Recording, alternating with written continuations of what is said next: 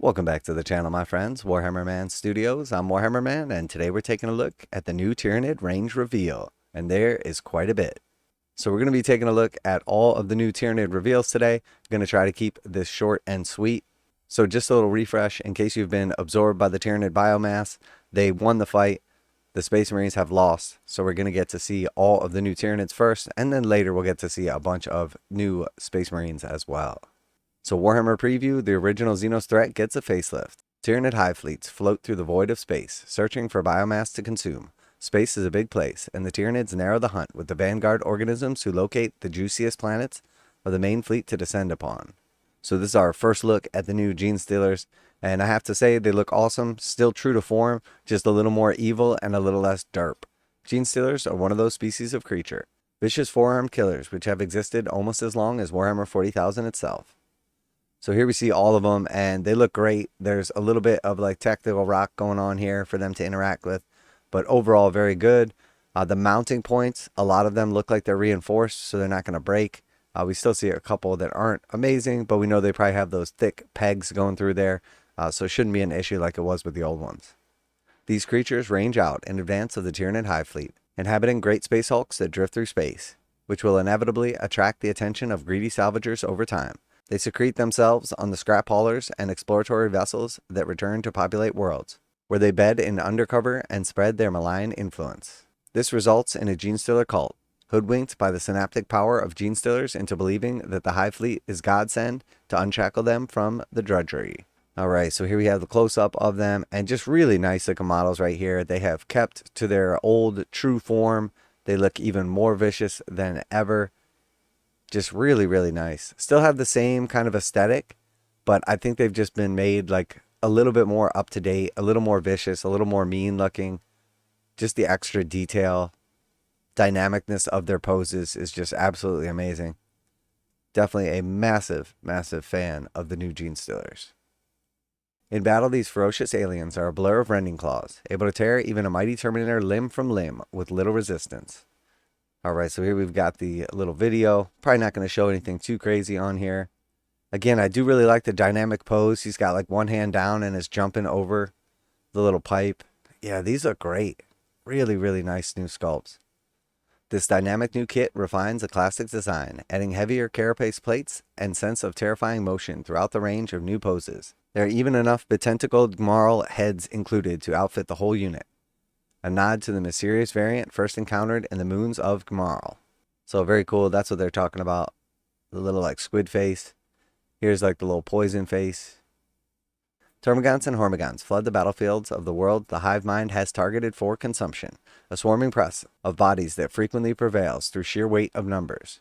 We've already seen new push-fit termagants, as well as specialized barbgaunts and neurogaunts included with the Warhammer 40,000 Leviathan box. But now Termagants and Hormagaunts have received brand new sets of their own. The Hormagaunts hurl towards their enemies with an exuberance that would be infectious if they didn't have a pair of razor-sharp scything talons stretched out ahead of them. Alright, so here we see the new Termagants, and they look absolutely stunning. Very, very nice. I'll just be happy if these just don't break off their bases and don't fall over. And then here we have the Termagants. So this is a little bit concerning here because we do see a lot of different weapons now, like Devourers and some other stuff as well. So that makes me think that this is probably going to be the option you want in actual game terms. So like everybody who has the push fit Termagants is going to wish they had the other ones. So we'll see, but that could be trouble right there. So we've got a little video here. We'll take a look. So the Hormagaunts look awesome. They do have a Ripper Swarm included with them as well. So I'm not sure if this is completely two different kits and you just swap out the arms.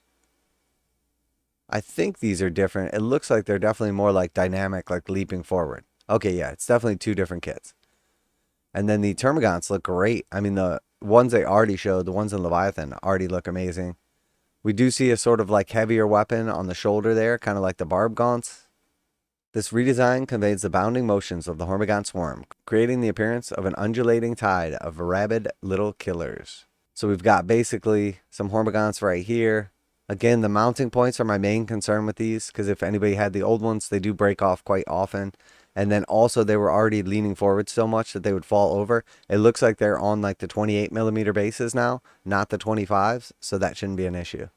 They look absolutely awesome though. They definitely give me like Jurassic Park, like dinosaur vibes, as they should. Termagants are the closest thing the Tyranids have to a line trooper, though not much in the Hive fleet maps accordingly onto the military structure of the rest of the armies in 41st millennia. They fight in great hordes armed with symbiotic bioweapons, each horrendous amalgam of organic function and living weapon. The full Termagant kit includes a wide range of weapons, flesh bearers, spine fists, devourers, shard launchers, stranglewebs, and spike rifles. Now that's a war gear selection we haven't seen for many, many years. Okay, yeah, so they brought back a lot of the old war gear options, like weapon options. Unfortunately, like I said though, the like whole entire world has been flooded with what amounts to like the lesser Termagants. So now suddenly, if you have those other ones, they're going to be less ideal. So we'll have to see how they do the rules here. You know, a lot of people probably don't care, but if you are playing WYSIWYG, what you see is what you get. It is important that your models are equipped accordingly. So here we see Devourers. This is the Shard Launcher. This is the Spike Rifle. This is Strangleweb right here. And then we don't actually see any Spine Fists, but they look absolutely awesome. Very, very nice. Alright, so as if that wasn't enough, Warhammer Preview, Stealthy Elixirs leap out of the shadows. Something even the inevitable mind of the Hive Fleet is aware that a little finesse and blood-curdling terror is more effective than the weight of numbers. It tends to prefer to the ultimate solution to every problem. Creatures like Von Ryan Leapers and Lictors are stealthy slaughterers, evolved for the express purpose of infiltrating deep into enemy territory and launching gory assaults in the perfect time to sow maximum disorder. They've been given an exquisite makeover and have even received a brand new brainy variant. Alright, so let's check this out. So very cool. We've already seen the Death Leaper and he's amazing. Oh yeah, that's beautiful. Look at that sculpt. Very nice, very large. That's the Death Leaper right there. Absolutely beautiful. I know some people were kind of iffy on the flesh cape, but I love it. Okay, and now we've got a little something new. A little brain lictor. The Neuro Lictor, I believe they say. Okay, so we see 3 new models right there. Very, very cool. So we don't know how many different kits this is going to be. So I'm not sure if these are going to come like individually or if you're going to get like 2 lictors in a box or how it's going to be, but they do look awesome. So this is one of the Neuro Lictors, and we can see he still has legs, but the tail is like much more predominant. He's kind of like floating on it. And then you can see obviously the brain bug headpiece look. Larger than the Von Ryan's Leapers, Lictors have been the mainstay of the Tyranid forces since their introduction into Warhammer 40,000. They are agile hunters with chameleonic skin, and 2 huge crescent talons attached to powerful arms that can effortlessly split a Space Marine into 2, no problem. When they slay their foes, they use their writhing feeder tendrils to suck out the brain matter, somehow ingesting the knowledge held by their foes, which they impart to the hive mind. The hive mind has not rested on its sinew laurels since creating the perfect assassin, however. Carefully orchestrated evolution has created a new strain of Lictor, a psychological horror whose highly developed neural organs emit a wave of psychic dread that causes even the most iron-willed warriors to experience an atavastic terror response. These psychic abilities grant them the ability to mask their presence by confounding their enemies' senses, rendering them hapless when the main Tyranid force arrives to finish the job. So very cool. Here is the regular Lictor. Absolutely beautiful. Very, very cool. And then we have, this is another Lictor. So 2 different versions of the Lictor. This is the foot from that first one right there. So we have 2 different Lictor variants. Very cool. And then here we have the Neuro Lictor. I like the combination of him kind of like walking and floating. Looks like it fits into the range very nicely as well. Definitely a huge fan of these. I love the details. The kind of like whip coming out of the back of his like brain head thing. The apex of the Lictor bioform is the Death Leaper, a rare evolution that has stalked battlefields for decades, now like some chitinous specter. It's even evolved to get a cool flesh cape, striking an even more fearsome figure than ever before. While all these creatures can find a home in the Standard Invasion Force detachment, they excel in the Vanguard Assault Detachment, one of the new detachments you can look forward to in Codex Tyranids. Focus on sowing terror within enemy ranks before blindsiding them with lightning-fast flanking assaults. These detachments allow Death Leapers to take up a role of warlord, using goading imperatives to coordinate its aliens to lethal assaults. So very cool. So talking about the new Codex for Tyranids, and then also new detachment that's going to be in there as well. So really, really cool. I absolutely love the Death Leaper. Obviously, we've already seen this. Beautiful details. I mean, all the little bits of bases and everything are great. The flesh cape is awesome. The cool, extra, like, mean-looking claws. That disgusting face. Absolutely killed it with these. Beautiful, beautiful models. Definitely going to be picking up all of this. Now a quick message from today's sponsor. CML Games has been selling Games Workshop products online for over 20 years. They carry the full line of Games Workshop products, including Warhammer 40,000, Age of Sigmar, Necromunda, Blood Bowl, paint tools, and more. Almost all Games Workshop products are priced at 15% off MSRP. CML Games takes pre-orders for most Games Workshop products released at their earliest date possible. 12:01 a.m. on Saturday, they go live. Most of these pre-order products are also priced at 15% off MSRP. CML Games offer free shipping in the US 48 with an order of $50 or more. Their customer service is top-notch and they ship most orders within 24 hours. Visit CMLGames.com using the affiliate link in the description and let them know that you heard about CML Games from Warhammer Man. Now, back to the video. So Warhammer Preview, the Bilevore and Pyrovore are horrifying living artillery. A Tyranid invasion is an experience of true and unrelenting horror. The sky darkens as fleshy spore pods rain down from the heavens, expelling toxic clouds and ravenous beasts. On the ground, gigantic monsters lumber forth to crack open vital fortifications, allowing a flood of alien bioforms to devour those within. All the while, the beleaguered defenders must contend with Tyranid ordnance, living munitions delivered by living artillery. For this purposes, the hive mind spawns such creatures as exocrines, tyrannofexes, and now the newly evolved biovores and pyrovores. So let's take a look at the biovores and pyrovores. And I almost expect this to be one kit, because they basically should just have a different weapon. Okay, very cool. They went more like a spider kind of look, and then a big old gun on top. Much, much better than the other ones. I just was not a fan of the previous models, and they're very dated. Biovores are essentially sentient mortar batteries, each carrying a symbiotic launcher organ swollen with a clutch of spore mines. These volatile offspring are fired across the battlefield in violent muscle spasms, truly the miracle of birth.